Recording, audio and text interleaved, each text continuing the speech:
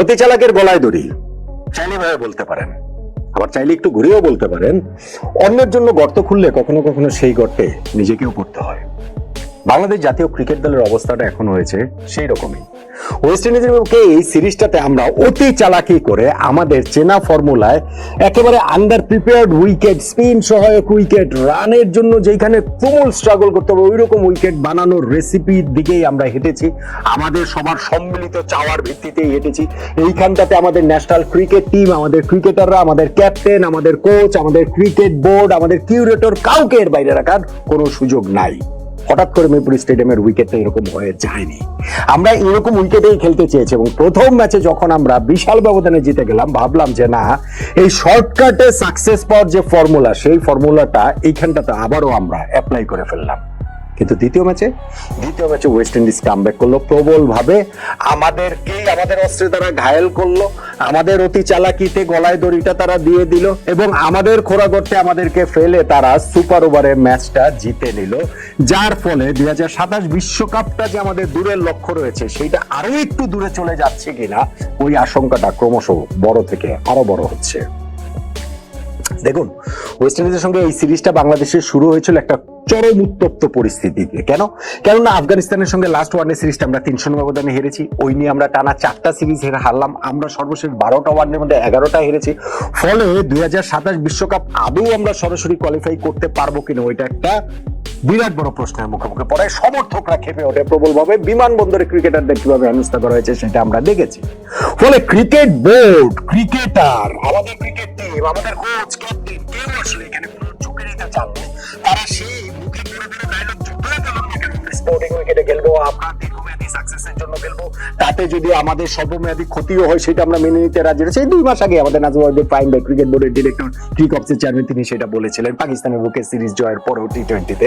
কিন্তু এইবার আমরা সেই চেনা ফর্মুলায় হাঁটলাম এবং প্রথম ম্যাচটা আমরা জিতে গেছিলাম। কিন্তু দ্বিতীয় ম্যাচে ওয়েস্ট ইন্ডিজ জিতলো না, শুধু সুপার ওভারে গিয়ে যেভাবে জিতলো, তাতে করে এই সিরিজটাই কি বাংলাদেশ আদৌ জিততে পারবে কিনা, লাস্ট ম্যাচটা আমরা জিততে পারবো কিনা, সেইটাও কিন্তু এখন ভীষণ রকম সংশয়ের মধ্যে পড়ে গিয়েছে। 2027 বিশ্বকাপে সরাসরি কোয়ালিফাই করতে হলে র্যাঙ্কিং এর 9 মধ্যে থাকতে হবে। মোটা দাগের হিসাবটা এইরকম, আমরা র্যাঙ্কিং এর 10-এ আছি, আমরা র্যাঙ্কিং এর 10-এ ছিলাম এবং আমরা র্যাঙ্কিং এর 10-এই আসলে থাকবো। এই সিরিজে ওয়েস্ট ইন্ডিজের পক্ষে 3টা ম্যাচ জিতলেই কেবলমাত্র বাংলাদেশ 10 থেকে 9 উঠতো, ওয়েস্ট ইন্ডিজ 9 থেকে 10-এ চলে যেত। কিন্তু যেহেতু আমরা প্রথম ম্যাচ জেতার পরে দ্বিতীয় ম্যাচ হেরে গেছি, এখন আমাদের আর 9-এ ওঠার সুযোগ নেই, কিন্তু ওয়েস্ট ইন্ডিজের সঙ্গে ব্যবধান কমানোর সুযোগ রয়েছে। এই প্রথম 2 ম্যাচের রেজাল্টের পর সিরিজটা আমরা যেই জায়গা থেকে শুরু করেছিলাম এক্স্যাক্টলি সেই জায়গাতেই রয়েছে, যে বাংলাদেশ 9, ওয়েস্ট ইন্ডিজ 10-এ, বাংলাদেশের রেটিং পয়েন্ট 74, ওয়েস্ট ইন্ডিজের 80, একদমই ওই জায়গাটাতেই আছে। এখন লাস্ট ম্যাচটা যদি আমরা জিততে পারি তাহলে ওয়েস্ট ইন্ডিজের রেটিং 80 থেকে কমে 79 হবে, বাংলাদেশের রেটিং 74 থেকে বেড়ে 76 হবে। বাংলাদেশ এবং ওয়েস্ট ইন্ডিজের ব্যবধানটা রেটিং পয়েন্টের মাত্র 3 থাকবে। সামনে যেহেতু আরো অনেক সিরিজ রয়েছে এবং অবভিয়াসলি সামনেও যেহেতু আমরা এরকম ব্ল্যাক ম্যাজিক করবো মিরপুর স্টেডিয়ামের উইকেটের, এখানে যেহেতু আমাদের পাকিস্তান, অস্ট্রেলিয়া, নিউজিল্যান্ড, ইন্ডিয়া অনেকগুলো সিরিজ রয়েছে, ফলে ওই ফর্মুলাতে গিয়ে আমরা আবার চেষ্টা করব যে ডিরেক্ট কোয়ালিফিকেশন স্পটটা ধরা যায় কিনা, 2027 সালের 31শে মার্চের মধ্যে টপ 9 র্যাঙ্ক টিমের মধ্যে থাকা যায় কিনা। কিন্তু যখন ওয়েস্ট ইন্ডিজের কাছে যদি আমরা সিরিজটাই হেরে যাই, লাস্ট ম্যাচটাও যদি আমরা হেরে যাই, সেই ক্ষেত্রে রেটিং এর পার্থক্যটা কিন্তু আরো বেড়ে যাবে। ওয়েস্ট ইন্ডিজের রেটিং 80 থেকে বেড়ে 81 হয়ে যাবে, আমাদের রেটিং 74 থেকে কমে 73 হয়ে যাবে, অর্থাৎ তখন কিন্তু ব্যবধানটা হয়ে যাবে 8 রেটিং পয়েন্টের। এইটা রিকভার করাটা কিন্তু আরো অনেক বড় চ্যালেঞ্জের মধ্যে বাংলাদেশের জন্য হয়ে যাবে নিঃসন্দেহে। বাংলাদেশ এই ম্যাচটা যে হারলো সেই জায়গাটাতে এক্সকিউজ দেওয়ার কোনো সুযোগই আসলে নাই। আমরা অনেকগুলো জায়গায় অনেকগুলো ম্যাসিভ ব্লান্ডার করেছি এবং সেই জায়গাটা থেকে ধরেন সুপার ওভারে রিশাদ হোসেনকে যে আমরা নামাইনি ব্যাটিং এ, যিনি এই দ্বিতীয় ওয়ানডে ম্যাচটাতেও 14 বলে 39 রানের একটা ইনিংস খেলেছেন, 278 স্ট্রাইক রেটে ব্যাটিং করেছেন, তাকে আমরা ব্যাটিং এ না নামিয়ে সুপার ওভারে আমরা যেই 3 ব্যাটসম্যান নামিয়েছি, সৌম্য সরকার, সাইফ হাসান, নাজমুল হোসেন শান্ত, তারা এই ম্যাচে তাদের ব্যাটিং এর স্ট্রাইক রেট ছিল একজনের 37, সাইফের, একজনের 50, সৌম্যর, এবং একজনের 71, শান্তর। তো আমরা 278 স্ট্রাইক রেটের ব্যাটসম্যানকে না নামিয়ে আমরা 37, 50, 71 স্ট্রাইক রেটের ব্যাটসম্যানদের নামাবো, সেই ক্ষেত্রে আমরা ওই 10 রান তারা করতে নেমে সুপার ওভারে যে 9 রানে আটকে গিয়ে 1 রানে হেরে যাব, ওইটাতে আর অবাক হওয়ার কি আছে? আমাদের দলের প্রতিনিধি হিসেবে প্রেস কনফারেন্সে এসেছিলেন সৌম্য সরকার এবং তিনি বারবারই বলেছেন এটা কোচ ক্যাপ্টেনের সিদ্ধান্ত, তারা হয়তো বা এখানে প্রপার ব্যাটসম্যানদেরই রাখতে চেয়েছেন, সবই ঠিক আছে। কিন্তু আমার মনে হয় যে ক্যাপ্টেন বা কোচের সেই কারেজটা থাকা উচিত ছিল, রাখা উচিত ছিল, এসে মিডিয়ার সামনে তাদের ওই ডিসিশনটাকে এক্সপ্লেইন করার, অ্যাটলিস্ট তারা কোন ভাবনা থেকে এই জিনিসটা করেছেন এই দিনটাতে অন্য আরেকজনকে মিডিয়ার সামনে পাঠিয়ে দেওয়াটা, এইটা তাদের ঠিক সাহসের পরিচয়টা তারা দিতে পেরেছেন বলে আমার কাছে এটা মনে হয় না। দেখুন, ওয়েস্ট ইন্ডিজ আমাদের অস্ত্রে আমাদেরকে ঘায়েল করেছে, আমরা স্পিন দিয়ে ওদেরকে ঘায়েল করতে চেয়েছিলাম, ওরাও ওই এক্স্যাক্টলি সেম কাজটাই করেছে এবং সেই কাজটা এমন ভাবে করেছে যে ক্রিকেট ইতিহাসে ওই ঘটনা কোনোদিনই ঘটেনি। ক্রিকেট ইতিহাসে এই ঘটনা কোনোদিনই ঘটেনি যে 50 ওভারের একটা ম্যাচ, ওয়ানডে ম্যাচের প্রত্যেকটা ওভার স্পিন বোলার করেছেন।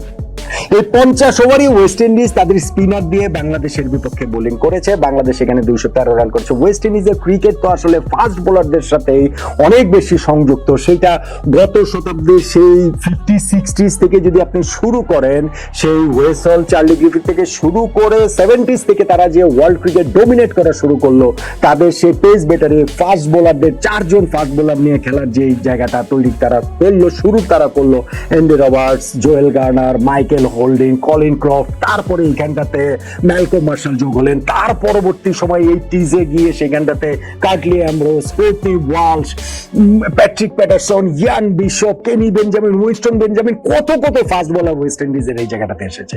সেই ওয়েস্ট ইন্ডিজ বাংলাদেশের বিপক্ষে এইখানটাতে তারা 50 ওভারে স্পিনার দিয়ে করিয়েছে এবং তারই এক স্পিনার আকিল হোসেন এই ম্যাচে জয়ের নায়ক। যেই আকিল হোসেন ইনফ্যাক্ট আগের দিন তিনি ওয়েস্ট ইন্ডিজে ছিলেন, এই দুইটা ইনজুরির কারণে ইনজুরি রিপ্লেসমেন্ট হিসেবে তাকে ডাকা হয়েছে এবং ম্যাচের আগের দিন রাত্রেবেলা ভোর 4টার সময় তিনি গিয়ে তার হোটেলে উঠেছেন, তার জাস্ট 6-7 ঘন্টা পরে টিমের সঙ্গে এসে তিনি স্টেডিয়ামে চলে এসেছেন এবং ওইখানটাতে ম্যাচের পরে গিয়ে ওই 50 ওভার্সের পর গিয়ে সুপার ওভারে যখন তার ওই 10 রান ডিফেন্ড করতে হবে, প্রথম কোনো বৈধ ডেলিভারি করার আগেই তিনি 4 রান দিয়ে দিয়েছেন। একটা হোয়াইট বল করলেন, পরে একটা নো বল করলেন, সেখান থেকে 2 রান হলো, মানে আমাদের ইকুয়েশন যেটা ছিল 6 বলে 11 রান, সেই ইকুয়েশন হয়ে গেল 6 বলে 7 রান।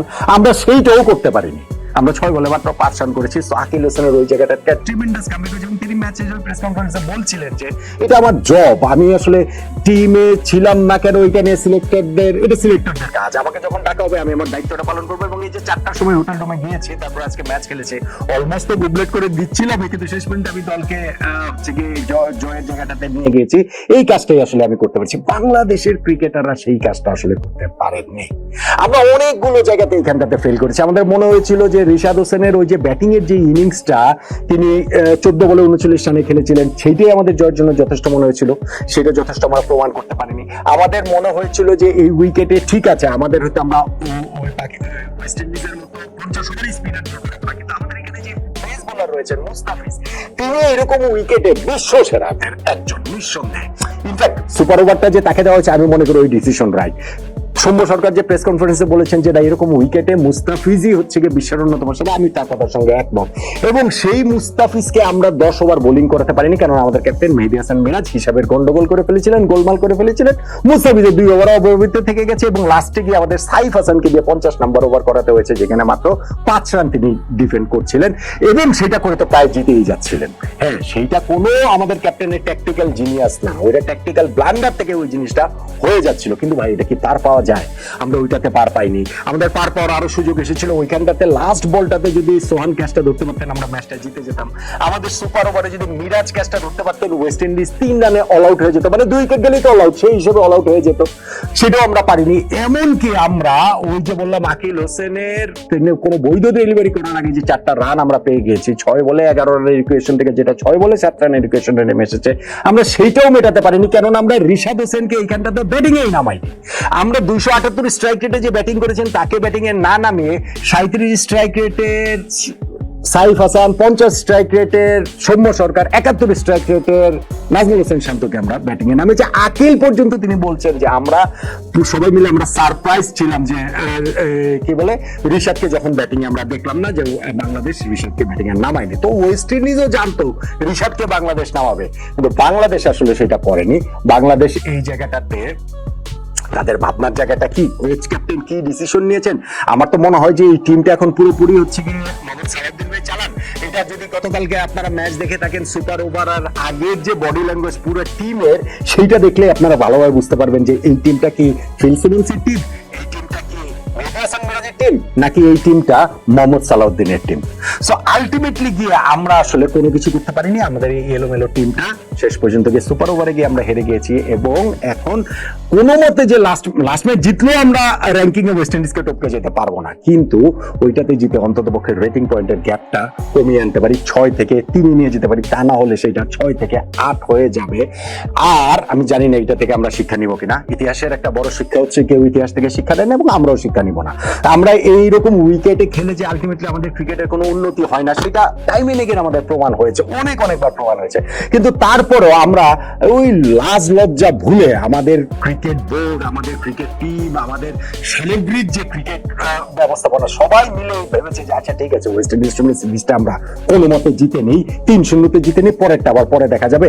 মিডিয়াকে আবার ভালো ভালো কথা, স্পোর্টিং উইকেটের কথাটা বলে তাদেরকে পরে ঠান্ডা করা যাবে, শান্ত করা যাবে। আপাতত ওয়ার্ল্ড কাপের মূলাটা ঝুলিয়ে আমরা এরকম উইকেটে খেলে নেই। সেই জায়গাটাতে গিয়ে দ্বিতীয় ম্যাচে যখন আমরা এরকম হুজুট খেলাম, লাস্ট ম্যাচটাই তো যদি সেটা রিপিট করে, তাহলে বাংলাদেশের সামনে আর মুখ রক্ষা থাকবেটা কি? সামনের যে সিরিজগুলো বাংলাদেশের রয়েছে, পাকিস্তানের বিপক্ষে, নিউজিল্যান্ডের বিপক্ষে, অস্ট্রেলিয়ার বিপক্ষে, ভারতের বিপক্ষে, নেক্সট ইয়ার যে আমাদের 4টা এরকম বিগ টিমের এগেইনস্টে হোম সিরিজ রয়েছে, সেইখানে আমরা কিরকম এই ব্ল্যাক ম্যাজিকের উইকেট করব, নাকি তখন আমরা স্পোর্টিং উইকেটের দিকে যাব? আমরা কি করব? আমরা কিন্তু খুবই একটা বিভ্রান্ত অবস্থায় রয়েছি। শর্টকাটে সাকসেসটা যে আসলে সাস্টেনেবল না, এটা অতীতের আরো অনেকবারের মতো এইবার আসলে সেটা বুঝিয়ে দিয়েছে ওয়েস্ট ইন্ডিজ। মানে এবার আমরা ইনফ্যাক্ট সাকসেসও পাই নাই। সাকসেস পেলে না হয় একটা কথা ছিল, কিন্তু সাকসেসও আসলে পাই নাই। কিন্তু লাস্ট ম্যাচটা জিতে অন্তত পক্ষে সেই রেটিং পয়েন্টটা, ব্যবধানটা ওয়েস্ট ইন্ডিজের সঙ্গে কমিয়ে মেহেদী হাসান মিরাজের দল যদি আনতে পারে, সেক্ষেত্রে কেবলমাত্র 2027 বিশ্বকাপে খেলার সরাসরি কোয়ালিফাই করার ক্ষেত্রে আমাদের আশার জায়গাটা আরেকটু বড় হবে। নইলে নেপাল, নামিবিয়া, যুক্তরাষ্ট্র, ইউএই এইসব দলের বিপক্ষে কোয়ালিফাই খেলার জন্য প্রস্তুত হয়ে যান।